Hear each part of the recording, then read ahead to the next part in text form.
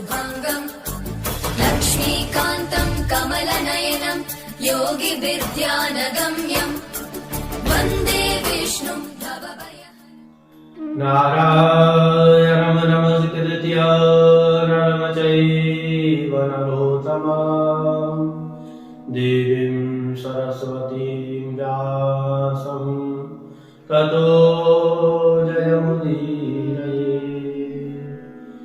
सच्चिदानन्दरूपाय विश्वोत्पत्त्यादिहेतवे तापत्रयविनाशाय श्रीकृष्णाय वयं नमः। सदाशिवसमारम्भां शङ्कराचार्यमध्यमाम् अस्मदाचार्यपर्यन्तां वन्दे गुरुपरम्पराम्।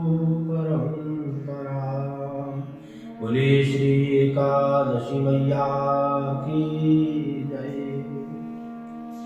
युधिष्ठिर ने पूछा, केशव, भाद्र मास के शुक्ल पक्ष में जो एकादशी होती है उसका क्या नाम है? कौन देवता और किस विधि से, यह बताइए। भगवान श्री कृष्ण बोले, राजन, इसके विषय में मैंने तुम्हें आश्चर्यजनक कथा सुनाता हूँ, जिसे ब्रह्मा जी ने महात्मा नारद से कहा था। नारद ने पूछा, चतुर्मुख, आपको नमस्कार है। मैं भगवान विष्णु की आराधना के लिए आपके मुख से यह सुनना चाहता हूँ कि भाद्रपद मास के शुक्ल पक्ष में कौन सी एकादशी होती है। ब्रह्मा जी ने कहा, मुनि श्रेष्ठ, तुमने बहुत उत्तम बात पूछी है।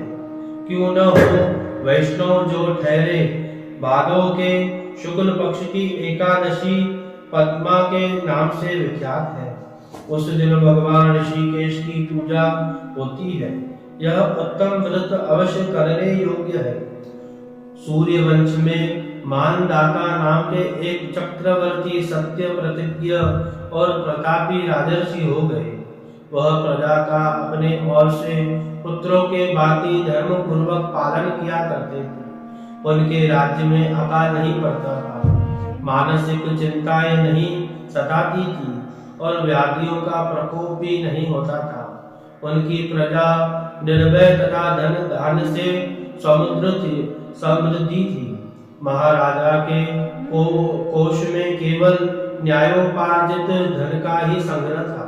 उनके राज्य में समस्त वर्ण और आश्रमों के लोग अपने अपने धर्म में लगे रहते थे। मानदाता के राज्य की भूमि कामधेनु के समान फल देने वाली थी। उनके राज्य करते समय प्रजा को बहुत सुख प्राप्त होता था। एक समय किस कर्म का फल भोग प्राप्त होने पर राजा के राज्य में 3 वर्ष तक वर्षा नहीं हुई। इससे उनकी प्रजा भूख से पीड़ित हो नष्ट होने लगी। तब संपूर्ण प्रजा ने महाराज के पास आकर इस प्रकार कहा, प्रजा बोली, नरपश्रेष्ठ, आपको प्रजा की बात सुननी चाहिए। पुराणों ने जल को नार कहा है। वह नार ही भगवान का अयन निवास स्थान है, इसलिए वो नारायण कहलाते हैं। नारायण स्वरूप भगवान विष्णु सर्वत्र व्यापक रूप से विराजमान है। वह ही मेघ स्वरूप होकर वर्षा करते हैं। वर्षा से अन्न पैदा होता है और अन्न से प्रजा जीवन धारण करती है। नरपश्रेष्ठ, इस समय अन्न के बिना प्रजा का नाश हो रहा है। अतः ऐसा कोई उपाय कीजिए जिससे हमारे योग क्षेम का निर्वाह हो। राजा ने कहा, आप लोगों का कथन सत्य है, क्योंकि अन्न को ब्रह्म कहा गया है। अन्न से प्राणी उत्पन्न होते हैं और अन्न से ही जगत जीवन धारण करता है। लोक में बहुधा ऐसा सुना जाता है, तथा पुराणों में भी बहुत विस्तार के साथ ऐसा वर्णन है कि राजाओं के अत्याचार से प्रजाओं को पीड़ा होने पड़ता है। किंतु जब मैं बुद्धि का विचार करता हूँ तो मुझे अपना किया हुआ कोई अपराध नहीं दिखाई देता, फिर भी मैं प्रजा का हित करने के लिए पूर्ण प्रयत्न करूंगा। ऐसा निश्चय करके राजा मानदाता इन गिने व्यक्तियों की साथ ले विधाता को प्रणाम करके संगन वन की ओर चल दिए। वहां जाकर मुख मुनियों के तपस्वियों के आश्रमों पे घूमने फिरने एक दिन उन ब्रह्मपुत्र अंगिरा ऋषि का दर्शन हुआ।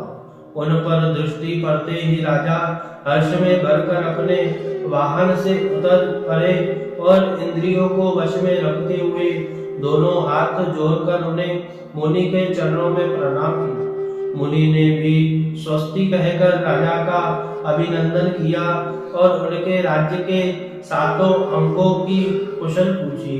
राजा ने अपनी कुशल बताकर मुनि के स्वास्थ्य का समाचार पूछा। मुनि ने राजा को आसन और अर्घ दिया। उन्हें ग्रहण करके जब वो मुनि के समीप बैठा तो उन्होंने इसका आगमन का कारण पूछा। तब राजा ने कहा, भगवान, मैं धर्मानुकूल प्रणाली से पृथ्वी का पालन कर रहा था, फिर भी मेरे राज्य में वर्षा का अभाव हो रहा है। इसका कारण क्या है, इस बात को मैं नहीं जानता। ऋषि बोले, राजन, यह सब युगों में उत्तम सतयुग है। इसमें सब लोग परमात्मा के चिंतन में लगे रहते हैं तथा इस समय धर्म अपने चारों चरणों से युक्त होता है। इस युग में केवल ब्राह्मण ही तपस्वी होते हैं, दूसरे लोग नहीं। किंतु महाराज, तुम्हारे राज्य में यह शूद्र तपस्या करता है, इसी कारण मेघ पानी नहीं बरसाते। तुम इसके प्रतिकार का यत्न करो, जिससे यह अनावृष्टि का दोष शांत हो जाए। राजा ने कहा, मुनिवर, एक तो यह तपस्या में लगे हैं, दूसरे निरपराध हैं, अतः मैं इसका अनिष्ट नहीं करूंगा। आप उक्त दोषों को शांत करने वाले किसी धर्म का उपदेश कीजिए। ऋषि बोले, राजन, यदि ऐसी बात है तो पापों से मुक्त हो जाता है। एकादशी का व्रत करे। भाद्रपद मास के शुक्ल पक्ष में जो पद्मा नाम से विख्यात एकादशी होती है, उसके व्रत के प्रभाव से निश्चय ही उत्तम दृष्टि होगी। नरेश, तुम अपनी प्रजा और परिजनों के साथ इसका व्रत करो। ऋषि का यह वचन सुनकर राजा अपने घर लौट आए। उन्होंने चारों वर्णों को समस्त प्रजाओं के साथ भादव के शुक्ल पक्ष की पद्मा एकादशी का व्रत किया।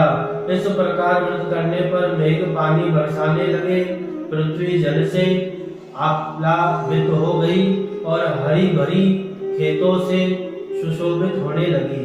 उस व्रत के प्रभाव से सब लोग सुखी हो गए। भगवान श्री कृष्ण कहते हैं कि राजन, इस कारण इस उत्तम व्रत का अनुष्ठान अवश्य करना चाहिए। पद्मा एकादशी के दिन जल से भरा हुआ घड़े को वस्त्र से ढककर दही और चावल के साथ ब्राह्मणों को दान देना चाहिए। साथ ही छाता और जूता भी देना चाहिए। दान करते समय निम्नलिखित मंत्र का उच्चारण करें। नमो नमस्ते गोविंद बुद्ध श्रवण संज्ञक अघोघ संगशयं कृत्वा सर्व सौख्य प्रदो भव भुक्ति मुक्ति प्रदाश्चैव लोकानां सुखदायक। बुधवार और श्रवण नक्षत्र के योग से युक्त द्वादशी के दिन बुध श्रवण नामक धारण करने वाले भगवान गोविंद आपको नमस्कार है। मेरी पाप राशि का नाश करके आप मुझे सब प्राणियों के सुख प्रदान करें। आप पुण्यात्माओं को भोग और मोक्ष प्रदान करने वाले तथा सुखदायक हैं। राजन, इसके पढ़ने और सुनने से मनुष्य सब पापों से मुक्त हो जाता है। एतत् कथायां भगवान श्रीमद् नारायण परमस्तु एकादशी मध्याह्ने।